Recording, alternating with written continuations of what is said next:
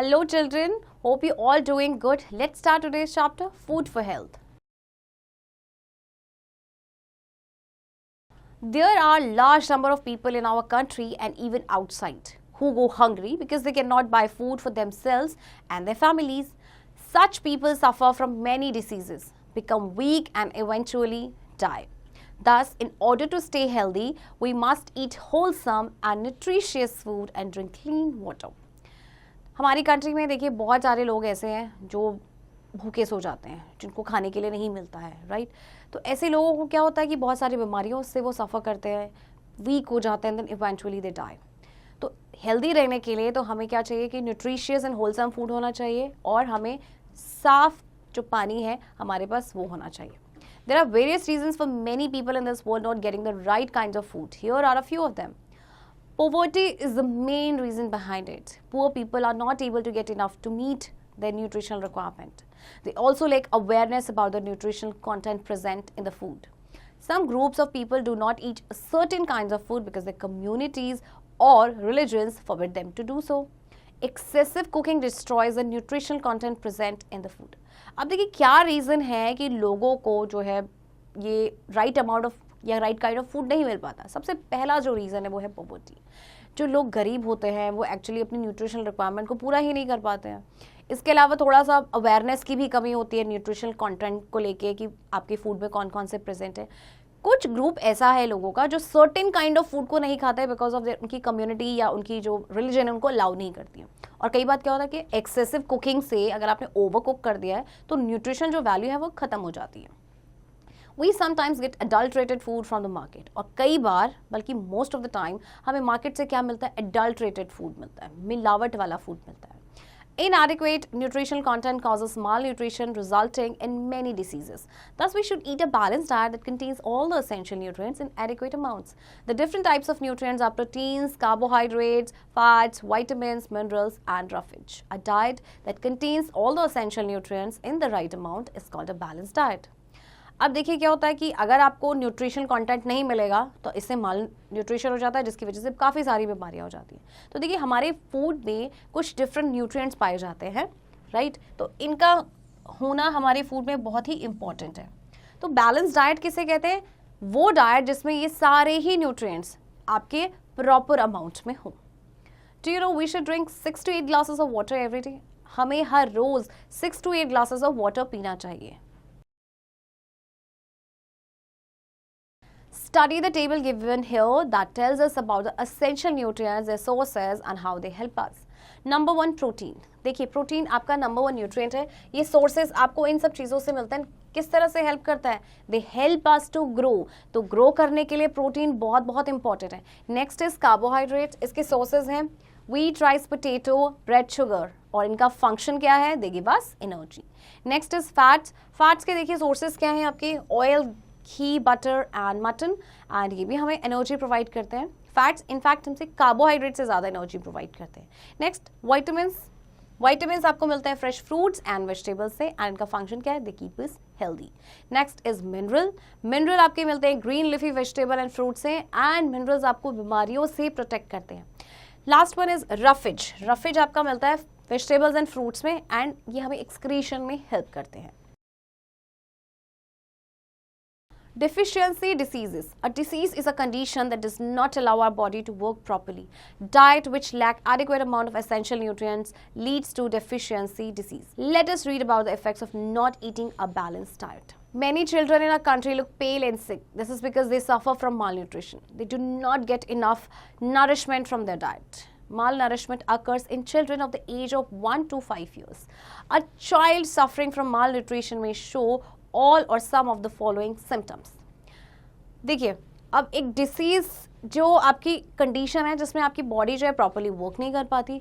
अब जैसे आप ऐसी डाइट ले रहे हैं जिसमें आपकी असेंशियल न्यूट्रिएंट्स नहीं है तो उसकी वजह से आपको डेफिशिएंसी डिसीज़ हो जाती है. हमारी कंट्री में बहुत सारे ऐसे बच्चे हैं जिनको डेफिशिएंसी डिसीज़ हो जाती है. वो पेल एंड सिक दिखते हैं, उनको बहुत सारी बीमारियाँ हो जाती है बिकॉज ऑफ क्योंकि उन्हें इनफ नरिशमेंट नहीं मिल पाता है. तो माल नरिशमेंट आपका एक्चुअली होता है 1 to 5 ईयर्स के बीच. तो देखे थे क्या सिम्टम्स हैं इसके. Number 1, develops a large belly, looks pale and thin, gets sores on the skin, arms get thinner, skin gets dry, gets tired easily, has retarded, slow and improper growth, has thin and light hair, has low appetite.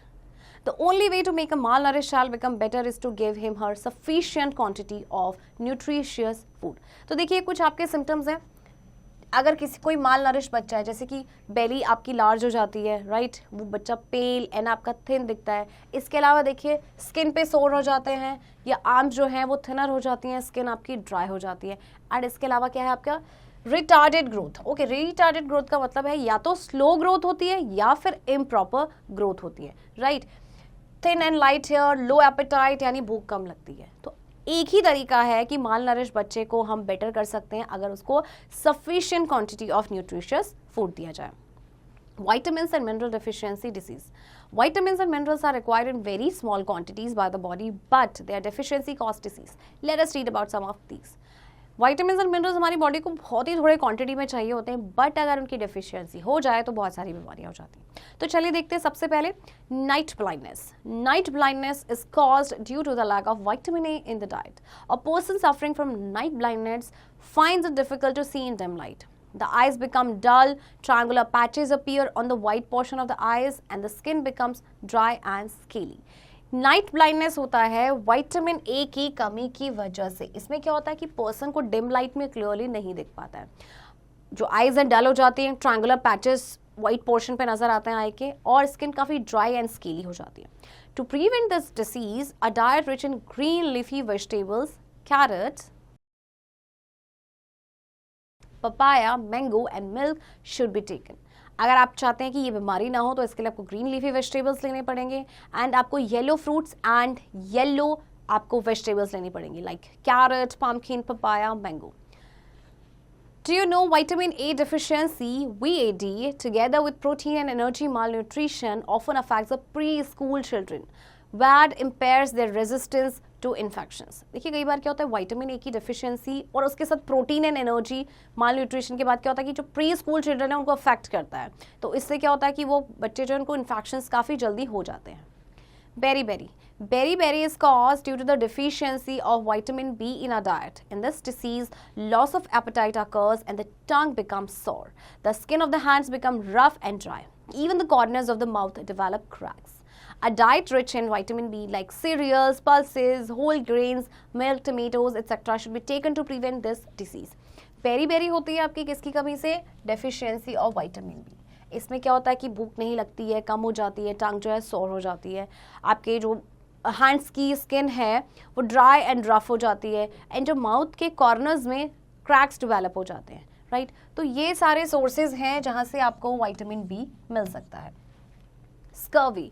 Vitamin C deficiency in our diet leads to scurvy. In scurvy, there is swelling and bleeding from the gums and pain in the joints. To prevent this disease, foods rich in vitamin C like oranges, grapes, lemons, amla, etc. should be taken. Vitamin C की कमी से एक बीमारी होती है जिसे कहते हैं scurvy.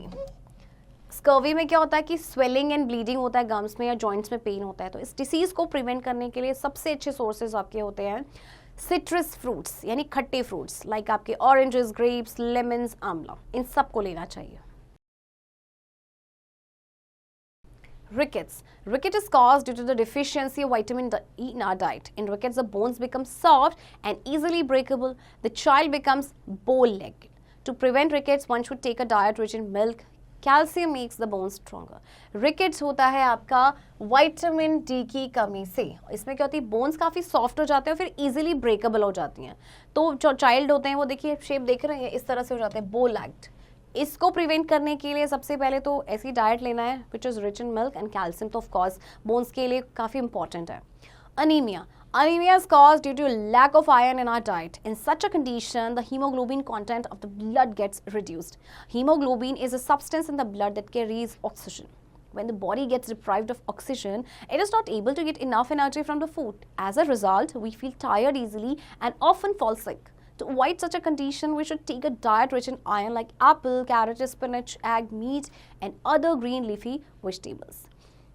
अनीमिया जो होता है वो किसकी कमी से होता है? अगर हमारे डाइट में आयरन की कमी है तो ऐसे कंडीशन में क्या होता है कि हीमोग्लोबिन जो है वो रिड्यूस हो जाता है. हीमोग्लोबिन आपका ब्लड में एक सब्सटेंस है जो कि ऑक्सीजन को कैरी करता है. अब देखो बॉडी में अगर ऑक्सीजन की कमी होगी तो क्या हो जाएगा कि इनफ एनर्जी नहीं मिल पाएगी फूड से, तो इसकी वजह से हम टायर्ड फील करेंगे और बहुत जल्दी भी बीमार पड़ जाते हैं। तो ऐसी कंडीशन को अवॉइड करने के लिए ऐसी डाइट लेना है which is rich in iron. तो ये सारे ही आपके आयरन रिच फूड है। Goiter. Goiter is caused due to the deficiency of iodine in our diet. People suffering from goiter develop a swelling in the neck. To prevent this disease, one should take iodized salt in his her food and eat a lot of seafoods that are rich in iodine. अब iodine की कमी से आपको goiter होता है, okay? And जो जैसे अगर किसी को गोइटर हो जाता है तो क्या होता है कि उनकी नेक में स्वेलिंग हो जाती है। तो इस डिसीज़ को प्रिवेंट करने के लिए सबसे पहले तो आयोडाइज सॉल्ट लेना है। और आपने देखा भी होगा सॉल्ट जो लेते हैं आप उसमें हमेशा लिखा होता है आयोडाइज्ड सॉल्ट, मीन्स उसमें आयोडीन है। इसके अलावा सी फूड, क्योंकि सी फूड में काफ़ी ज़्यादा आयोडीन होता है। Digestion in the mouth. The food we eat can not be used by body directly. It has to be broken down into simpler form. The process of breaking down of food into simpler form is called digestion. For example, when we chew a piece of bread, it breaks into small pieces and mixes with the saliva in our mouth. Thus, the bread turns into a fine paste that tastes sweet. This is because our saliva breaks down the soluble starch present in the bread into soluble sugar or glucose. This glucose is absorbed by the blood and thus we get energy.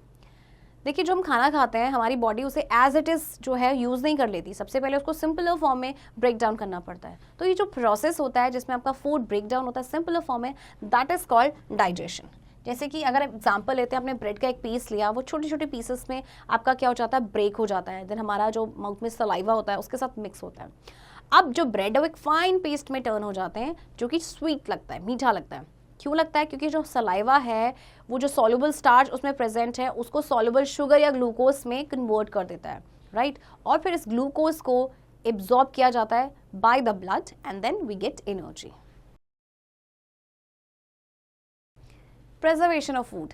The food is said to be spoiled if there is any change in its smell, taste or looks. Food gets spoiled due to microorganisms like bacteria and fungi that grow in it. Microorganisms grow in the presence of air, water and warmth. Oxygen present in the air helps in the growth of microorganisms. Water or moisture provide favorable conditions for bacteria and fungi to grow. Eating spoiled food can cause diseases like food poisoning and typhoid. We should keep the food safe so that it doesn't get spoiled. Food ख़राब कब होता है? जब हमें लगता है उसमें से स्मेल आ रही है या उसका टेस्ट या उसका लुक ही चेंज हो गया है।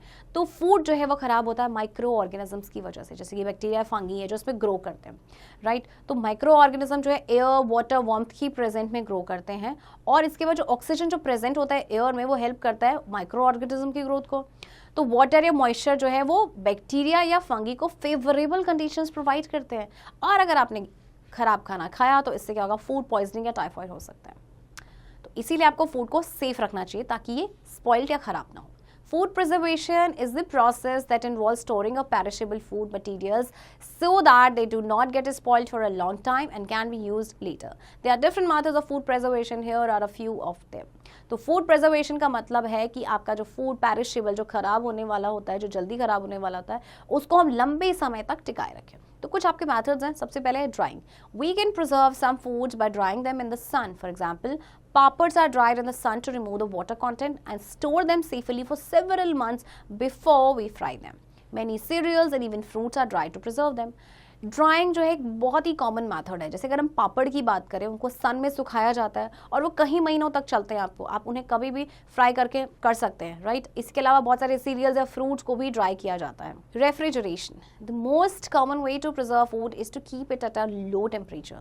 This is because germs can not grow at a low temperature. This is called refrigeration. We can preserve milk, vegetables, fruits, eggs and meat in a refrigerator for several days. आप देखिए अपने खाने को refrigerator में क्यों रखते हैं? ताकि वो ख़राब ना हो लंबे समय तक, राइट? क्योंकि वहाँ पे टेम्परेचर कम होता है और जहाँ पे लो टेम्परेचर होता है वहाँ पे जर्म्स जो हैं वो जल्दी इजीली ग्रो नहीं कर पाते हैं। तो हम जैसे कि मिल्क, वेजिटेबल या फ्रूट्स, ये सारे कहाँ का रखते हैं हम? रेफ्रिजरेटर में। Vacuum packing. Vacuum packing is a process in which food items are stored in airtight containers. Nuts are preserved by vacuum packing. इसमें क्या होता है इस मेथड में कि एयरटाइट कंटेनर में किसी भी आइटम को स्टोर किया जाता है, जैसे नट्स को स्टोर किया जाता है वैक्यूम पैकिंग में। Salting. The process by which moisture is removed by adding salt is called salting. Meat is generally preserved by this method. Salt, देखिए आप किसी सब्सटेंस में अगर जैसे सॉल्ट डाल देते हैं तो उससे क्या होता है कि मॉइस्चर रिमूव हो जाता है। जनरली मीट को जो है प्रिजर्व किया जाता है इस मेथड से, right. Next is boiling food. Foods like milk can be preserve by boiling. Boiling kills germs present in the milk. देखिए हम दूध जब भी हमारे घर में आता है लेके आते हैं, उसे क्या करते हैं, बॉईल करते हैं, क्योंकि बॉइलिंग से जितने भी जर्म्स उसमें रहते हैं वो मर जाते हैं एंड वो लंबे समय तक आपका चलता है। Making pickles and jams. Fruits and vegetables can also be preserved in the form of pickles and jams. To make pickles, cut vegetables are mixed with salt, oil and spices. Salt acts as a preservative. This pickle is stored in a dry jar. Fruits are boiled with sugar to make jam. Here, sugar acts as a preservative. Pickles and jams can be preserved throughout the year. Fruits and vegetables को हम preserve करके रख सकते हैं, या तो अचार बना दिया जाए या फिर जैम बना दिया जाए। अब जैसे अचार बनाते हैं तो वेजिटेबल्स को कट किया जाता है, उसमें डाला जाता है सॉल्ट, ऑयल एंड स्पाइसेस। यहाँ पे जो सॉल्ट है आपका वो एक प्रिजर्वेटिव की तरह काम करता है। इसके बाद जैसे अगर आपको जैम बनाना है तो फ्रूट्स को बॉईल किया जाता है शुगर के साथ, और इस केस में जो शुगर है एज अ प्रिजर्वेटिव एक्ट करता है। तो पिकल्स एंड जैम्स आपने देखा होगा कि पूरे हम लंबे समय तक, लंबे 1 साल तक भी हम उसे प्रिजर्व करके रख सकते हैं। Canning or bottling. Some foods go bad when they come in contact with moisture in the air. Flour, biscuits, sugar, etc. remain fresh when they are kept in a dry can, tin or jar with a tight lid. The lid also keeps away harmful insects and animals like flies, cockroaches, lizards and rats. Only dry food can be stored by this method. अब देखिए कुछ आपके जो food होते हैं अगर वो moisture के कांटेक्ट में आ जाते हैं तो वो ख़राब हो जाते हैं। जैसे आपका आटा है या बिस्किट है या शुगर है, ये आपके फ्रेश रहते हैं जब आपको इसको ड्राई कैन में रखेंगे, टिन या जार में, जिसमें टाइट एक आपका लिड हो। तो जो लिड होता है वो हमेशा इंसेक्ट्स को दूर रखता है, ओके। एंड सिर्फ ड्राई फूड जो है, ड्राई फूड को ही हम इस मेथड से स्टोर कर सकते हैं। Pasteurisation. Louis Pasteur invented the process of pasteurization to preserve milk. Milk is preserved by this method. In pasteurization, the milk is first heated and cooled down to kill all the germs present in it. अब देखिए Louis Pasteur ने invent किया था pasteurisation का method milk को preserve करने के लिए। इसमें क्या किया जाता है, पहले तो मिल्क को हीट किया जाता है हाई टेम्परेचर पे, देन इमीडिएटली कूल कर दिया जाता है। तो इससे क्या होता है, जितने भी जर्म्स होते हैं वो सारे किल हो जाते हैं। Recap. Deficiency of nutrients in the body result in deficiency disease. A balanced diet consists of all the essential nutrients in the right amount. Night blindness is caused due to the deficiency of vitamin A. Remember that. Beriberi is caused due to the deficiency of vitamin B, and ricket is caused due to the deficiency of vitamin D. Anemia is caused due to deficiency of iron. The process of breaking down of food into simpler form is called digestion. Food gets spoiled due to microorganisms like bacteria and fungi that grow in it. Food preservation is the process that involves storing up perishable food materials so that they do not get spoiled for a long time. Children, I hope आपको ये chapter समझ आया होगा, and इस chapter की practice अब आप खुद से करेंगे।